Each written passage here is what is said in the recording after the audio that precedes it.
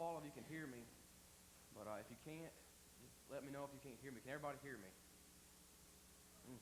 Or this way. Which, can you hear me or not? All right, I'll talk extra loud.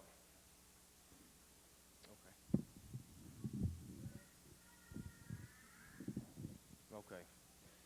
Before I begin the lesson this evening, I'd like to extend a little bit of gratitude to the people here at Guntersville. And just from a personal standpoint, I'm talking about the meal that was served to us last year. Because it was really great, and that was the first thing I thought about when we came here. But I forgot about the building. This is a different type of architecture. I really like it. That has nothing to do with what I'm going to talk about. When I was thinking about what to talk to y'all about this evening, before I say that, if I go any longer than 10 minutes, look at your watch, or do it. Some people have done to me and go like this. You know you're going too long when that happens. I'll try not to go too long. I've heard that 3 times. Don't go too long, so I'll do my best. But I can't make any promises. When I was thinking about what to talk to you about, I was thinking about singing and talking to you about something that had to do with the chorus, but I couldn't think of anything because I just never heard a sermon on that type of thing. So I want to tell you why I'm glad to be a Christian, just from a personal standpoint, because I can't answer for the rest of us.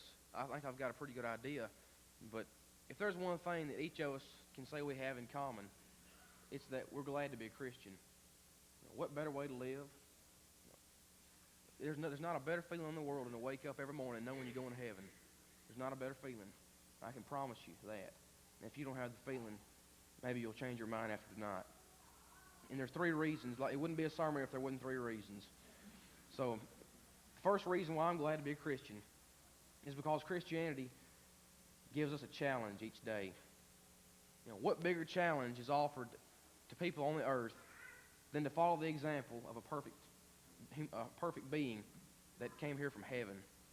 There's no bigger challenge academically, athletically, or on the job. There's no bigger challenge offered to us. And the real challenge is that we're never, ever going to completely succeed, because there's no way we can follow Jesus' example to a perfect T. There's no way. And think about how boring life would be if there was no challenges. If the same thing happened every time and every day, and you woke up knowing that whatever you did was okay, it didn't matter what you did.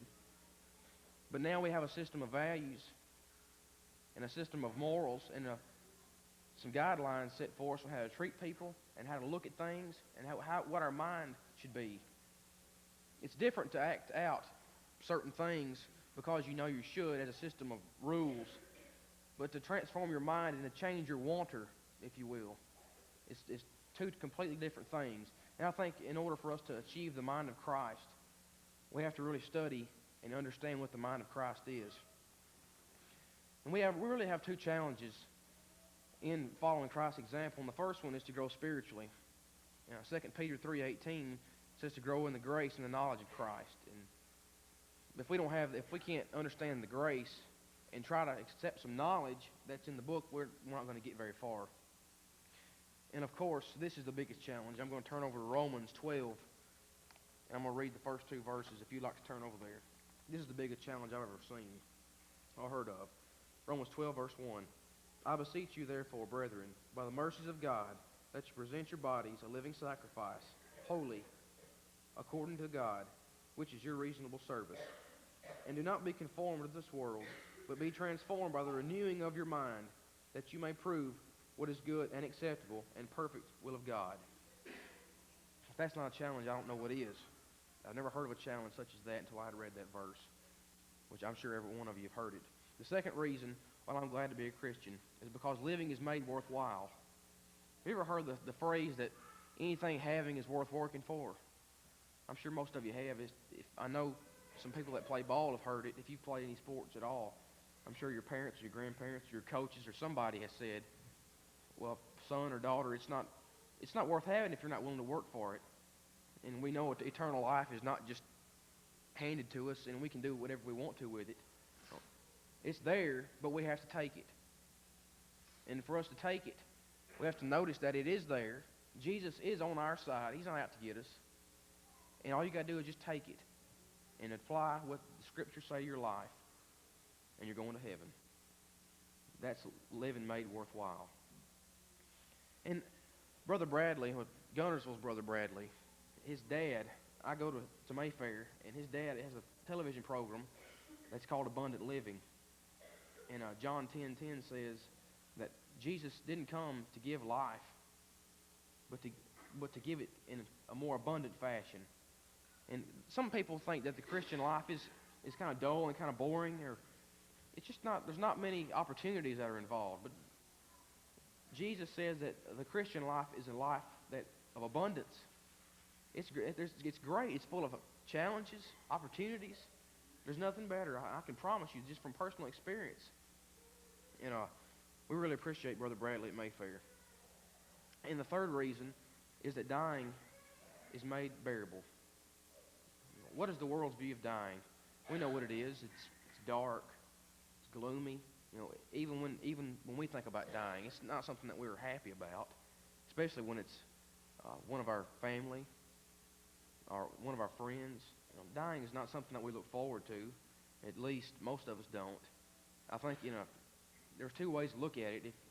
I don't really look forward to leaving the earth because I don't think my life is finished. But God may have a different plan for me. He may have a different plan for you. We don't know. We can't translate the will of God in that respect. But the world's view of death is kind of grim and it's kind of morbid. But if you think about Jesus' view of death and Peter's view of death, 2 Peter, or Philippians 1:21b, says, to die is gain. We're brought closer to God when we die. We can do all kinds of things on earth. We can build up buildings. We can do anything we want to. We can feed the sick, heal the poor. Wait a minute. Heal the sick, feed the poor. It doesn't matter what we do. We're not brought as close to God as when we die. That sounds kind of bad, but I guess that explains Dr. Kevorkian maybe. But as I close, I'd like to talk about Philippians a minute. We're told in Philippians that the Christian life is full of rejoicing. Philippians 3:1 says, rejoice in the Lord. Philippians 4 and verse 4 says, rejoice in the Lord always. Always rejoice. Don't stop. And what better reason to rejoice? So you're going to see us rejoicing back here because we're putting in a new song that we haven't done before. It's the Hallelujah Chorus. And we're going to raise the roof when we sing it. And we're singing it because we're glad to be Christians. And this is the most personal thing that I can tell you here. This is the main reason why I'm glad to be a Christian. I know all you know this story, but let's think about it again. Think about Jesus on the cross. This nail-scarred preacher who's being tortured for a cause, and because it's his duty and his destiny.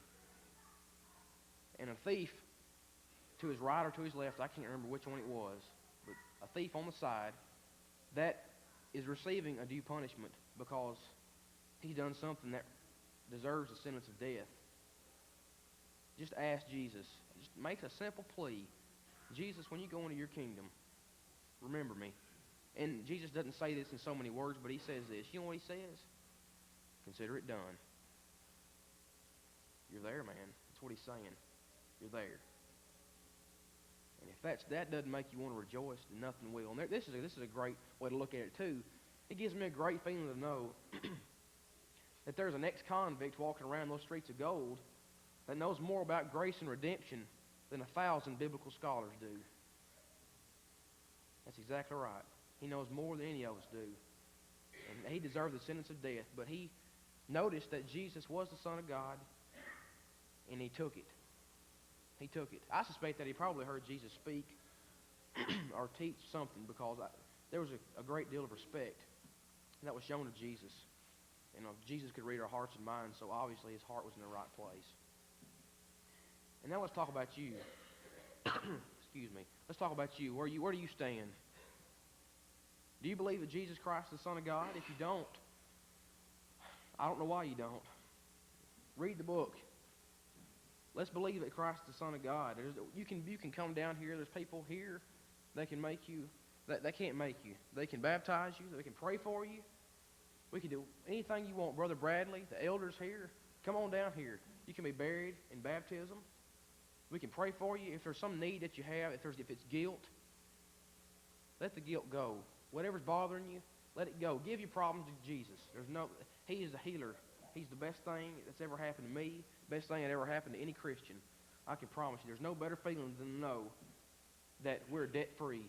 Think about going to a bank and having all these debts, and your debtor saying, well, the $1 million you owe me doesn't matter anymore.